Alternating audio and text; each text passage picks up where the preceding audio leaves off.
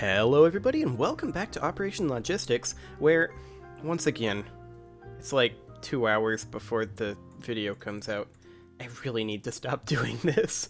Anyway, we are at a point right now where we have our biome hex adjacency kind of set up, assuming that we don't have to go into a new world hex for it. If we do have to go for a new world hex, then there's a couple of things. One, we'll just say, hypothetically, for right now, that this is our world hex view. Obviously it isn't, but we'll just say hypothetically it is. And we'll also say hypothetically that this is square. It obviously isn't, but that's irrelevant right now. So let's just say that we're in this world hex. And we're trying to find out this biome hex over here, and the building hex that is going this direction in its connection, going off map. What are we going to do about that? That's a good question. I don't know what we're going to do. However, I am slightly concerned here about how long this all is going to take, just based on how long our startup time is getting. Now, it does bear noting that this is only going to be called for 6 building hexes per biome hex. We're going to have to iterate through a lot of things, a lot of times, even so. So I'm thinking right now that perhaps the first thing we should do is add in a loading screen. So let's do a UI image right there, and we're just going to call this loading screen. Okay, let's go ahead and make this just be black for right now. That'll be fine. And we'll switch this over into stretch. And we'll just have it stretch all the way across, cover everything. We'll never be able to see anything ever again right now. At least until we change this. So let's also go into our prefabs in the UI, and let's stick in a progress bar. Now, I don't really want this to be set up quite like this. I would rather this be bottom center, and have it be a pivot point in the bottom.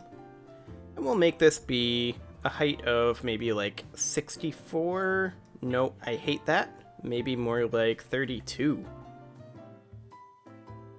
Yeah, I think that's okay. And then the width of this thing is going to be quite a lot wider. It's going to be something along the lines of... we'll go with 1280, I think. Okay, we'll position this in the center. Hang on. 0.5x and 0y pivot. There we go. We'll position this in the center. Then we'll position up maybe 32 pixels. Yeah, that's fine. Okay. So I'm going to go ahead and change the color of the fill bar here. We'll make it be... Sure, that color will do. No need to raycast this, or the background bar, or the progress bar itself. And then, as far as our text goes, we're basically just going to have this be a %. With 2 decimals? Sure, why not? Okay, so then the fill bar, it's set to stretch. Now, I believe that I believe we set it up to automatically... Let's open up our progress bar. I think we set it up to automatically size that. So empty position equals negative background bar.rect transform.rect.width. Okay, excellent. So then the fill bar, we can position at 0, 0. Like so. Okay. And then we need to actually set up a way to do this. So let's go ahead and create ourselves a new C# script and call this load screen. There we go. We'll go ahead and reload our solution. Fire up the load screen. Using unityengine.ui. And then something along the lines of public. This is going to be a public progress bar. We'll just be super creative with its name. And then we're going to need a couple of methods here. So let's go for, well, let's actually go for a void update. And let's also go for a public void on fill progress bar. Okay. And then we're probably going to need something like a list string of tasks. I don't know what we're going to do with that yet, but I feel like we're going to need it. Equals new list string.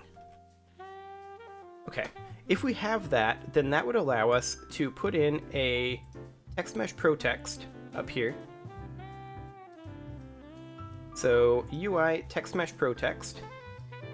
We'll place this on the bottom again with a Y pivot of 0 so that we can just offset this to be, we'll go for 64 up. And we'll make sure to center this. There we go. And we're going to call this, well, we're going to put in here maybe something along the lines of generating for right now. That'll be all that needs to be. We are going to need to embiggen this in terms of width. We'll bring that right up to 1280. And I think maybe we need to move it up slightly for spacing purposes. Yeah, I think that's fine. So for right now, it's just going to say generating, but that's fine. So then we'll say something along the lines of public void on task complete, like that. And then we're going to need to register tasks with this load screen and then call on task complete when they actually finish. So in the world hex, we're going to need to go ahead and register some of these. So first things first, this is going to break everything, but I want to go ahead and comment out all of that. Okay, that's going to break everything. I realize that. The only thing I'm interested in right now is just how long it takes to actually load, if we comment that out. Let's find out.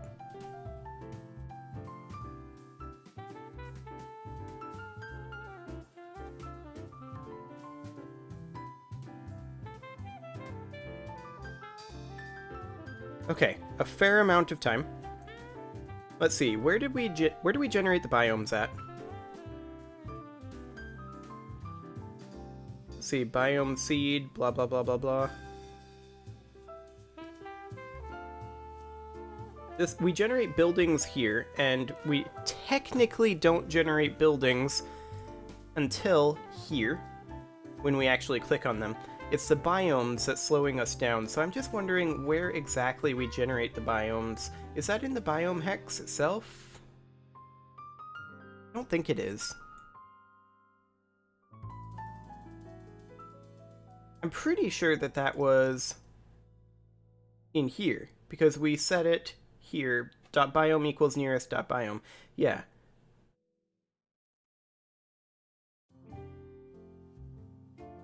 Yeah, okay. So, I mean, that did speed things up, to be sure. But one thing that I want to do is I want to find out where the major slowdown is there, because I want to set that up as a loading screen task. So let's go ahead and pop open our analysis profiler.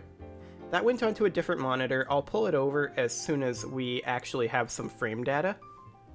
So let's go ahead and run this. And we're going to get frame data for just the first frame. And we're going to see what exactly was going on with that. Where most of that time was spent. Okay, that was actually much, much faster. Okay, I think we need to advance one frame. We have no frame data available. Hang on. There we go. Now we got some frame data.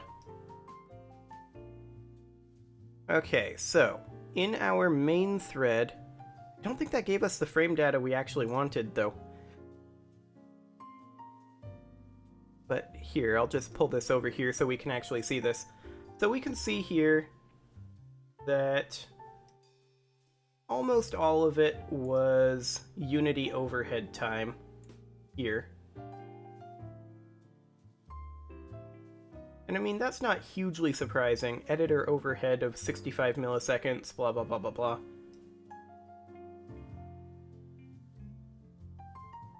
And then there was not much for loading at all.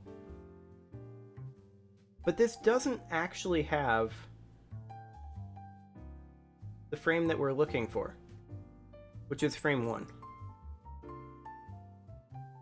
Which is intriguing. It also felt like it started up substantially faster. I'm not sure if that's the case or not, but let's go ahead and pop back open the profiler. I'm going to bring that back over here because it doesn't like to minimize. We're going to try this once more. I'm not going to immediately pause it this time. And we're going to see if the profiler just finds it. That first frame, that's what we're really interested in. Okay. Hello. This looks more like it. Okay. So, early update... Oh my. Early update.script run delayed startup frame of about 7 seconds and coroutines delayed calls of the exact same amount of time. Okay, that's a good sign. So we've got a bunch of object starts, tooltip objects. Tooltip object.start is taking up about 3.4 seconds of that. Okay, that's good to know.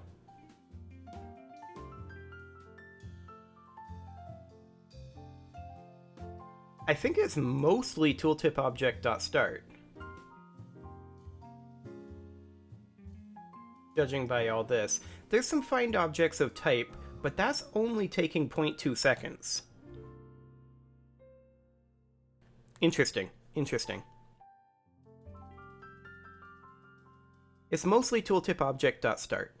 That took almost half of our startup time there. And then there's gameObject.deactivate.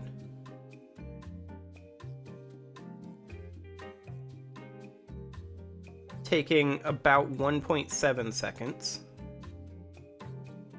in total, which I'm gonna guess is us turning biome hexes on and off and building hexes on and off. At least that's my theory. WorldHex.start also took up about 3.5 seconds. Okay, good to know. So it's tooltip object, so let's go ahead and pop open tooltip object. And it's probably this. Almost certainly. Actually, it's definitely this that's taking up the time. So gameObject.findObject of type. I think we can substantially speed that up. If we come up here and we go to our tooltip, it's currently untagged. Let's go ahead and add a tag. And let's call this tag tooltip. There we go. And now let's make sure that tooltip is set to tooltip. There we go.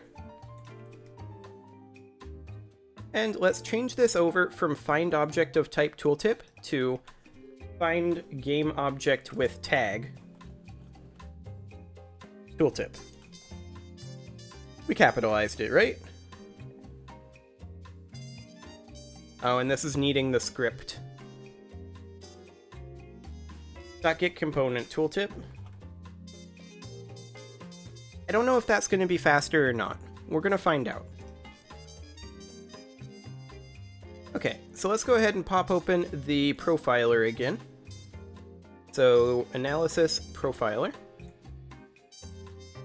And let's just go ahead and run this.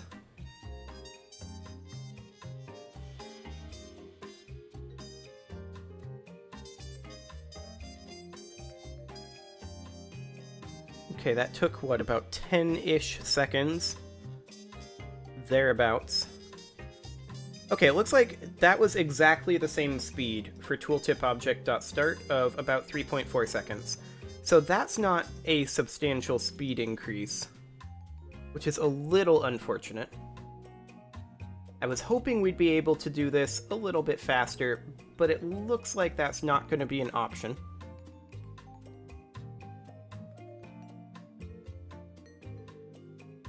Now we could add this into the loading screen and have this be a loading job.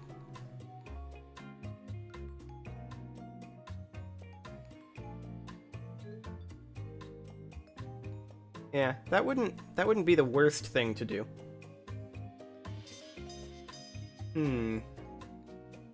So, the question then is,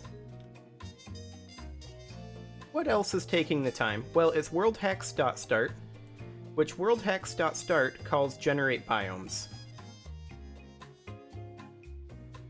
which does all of this. So if we just comment out generate biomes for right now and bring this back into it, let's see how much faster that is.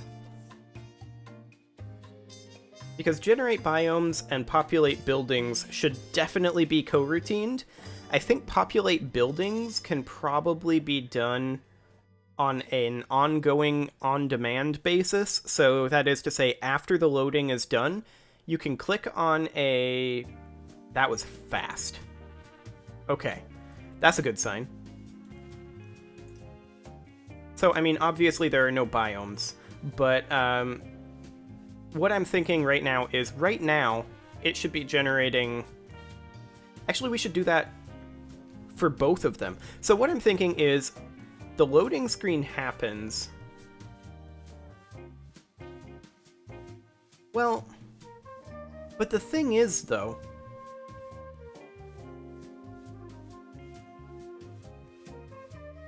This is all in this while loop, because what I'm thinking is... That while loop should be reasonably fast.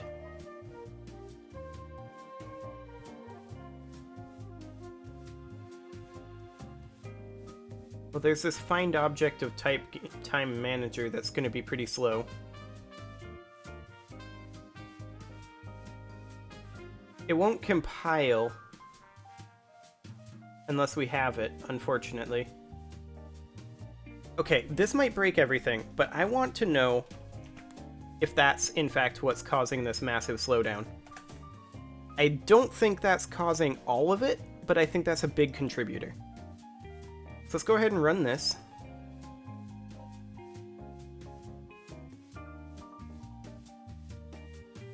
It is a big contributor. Huge contributor, in fact. It's almost exclusively this. So, there is a way that we can substantially speed up this call, for sure. And that is, very simply, we do this.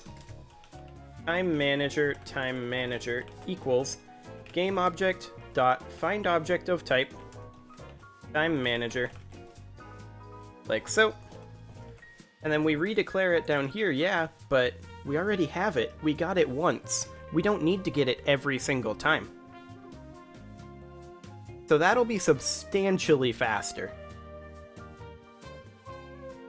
And I do believe that that means that the biomes will generate super, super fast. Let's find out.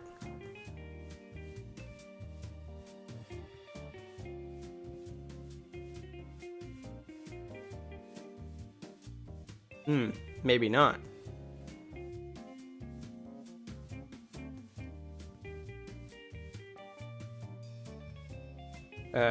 This appears to be substantially slower. Now, why would that be the case?